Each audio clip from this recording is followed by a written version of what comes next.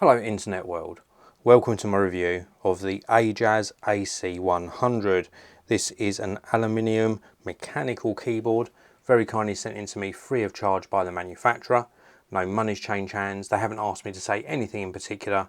I'm simply sharing this video with you so you can make an informed buying decision. So let's start by taking a look at this really striking looking box. It's a really big box as well. You get a brief look at the keyboard there, as I just show you in this bottom corner here. This is called the AC100 Max Box RGB DIY, and it's a box butter ice cream switch, and the colour combination I've got on the keyboard is blue yellow. And when I first picked up this box, I was so surprised at the weight of this keyboard. This is very heavy. I'm not sure of the actual weight, but this is a really heavy, solid metal keyboard. I'm not sure why it's so heavy, but it really does sit on the desk and it stays where you put it. It is such a substantial piece of kit. Now we'll take a close look at the keyboard in a short while. Before we do that, let's take a look at this. We get a user manual. This is going to guide us through how we change all the settings on the keyboard. We've got screen brightness, volume control. We've got so many features built into this.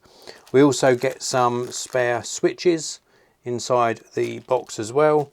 We get a keycap and switch puller, because of course you can change the keycaps and switches on here. And we also get a really nice quality braided cable with USB on one end and USB-C on the other end. Very high quality. And you use that cable to either use this in wired mode, or indeed we can of course use that cable to charge the internal battery, and then we can use it in wireless mode as well. So we've got a nice combination of colours on here. We've got this dark sort of navy blue with the lighter blue markings on the keys, and then we've got contrasting very light cyan blue for the control keys around the outside, and this central section of function buttons.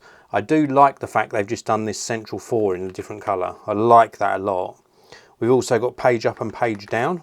We've got a tiny little screen here. That's really useful and very nice quality. And because this is a full-size keyboard, we've got a numeric keypad on the end here. And then of course we've got escape, enter, up, down, left and right arrows, and the bottom right hand corner enter key in this yellow colour. It's just a very nice combination of colours. I do like it a lot. And then we've got this full metal body to this, a metal back plate which is very solid, and then we've got this metal surround which is very nice as well. It does show fingerprints a little bit on this bit. It's a matte finish. And then we've got this metal base plate on the keyboard as well with little rubberized feet on it. Now let me just turn this round so you can read the writing with me on these connections. So we've got a little thing that says Ajazz here. This is actually a 2.4 gigahertz dongle, so it's USB and it stores inside the keyboard. If you want to use it 2.4 gigahertz, you're going to plug this into your computer.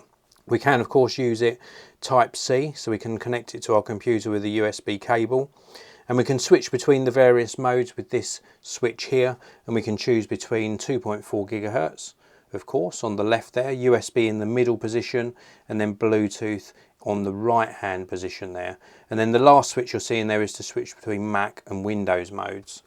So very nice array of switches and an excellent choice we've got there of different connectivity options. So let's turn this back round, have a look at the keyboard from the top again. I'm going to show you the screen very shortly, but before I do so, let's have a listen to how this sounds.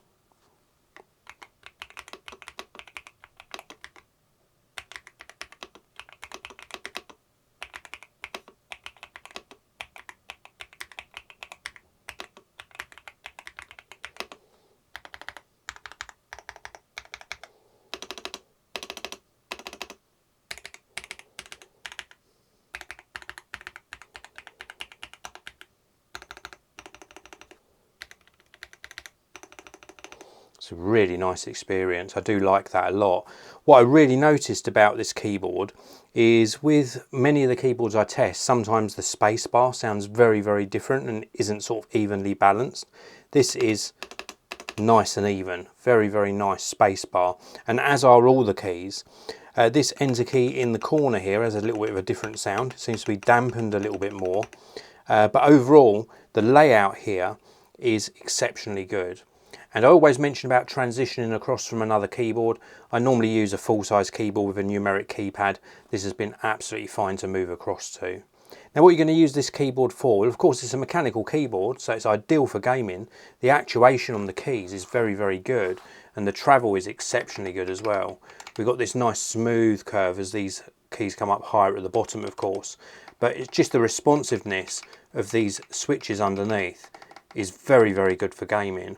I've been primarily using it for productivity, and it's worked fine for that as well. It's a very easy to use keyboard. And I like the additional features. I like the fact you can connect to this via Bluetooth, and of course you can connect to it wired as well. You can use it whilst it's charging. Then of course you've got that really robust 2.4 gigahertz connection, which I would recommend if you're using this for gaming. Now I mentioned this little tiny screen, so let's turn this on. Let's pop it into Bluetooth mode, and you'll see the little tiny screen come on, and also the RGB backlighting, which is very, very nice indeed.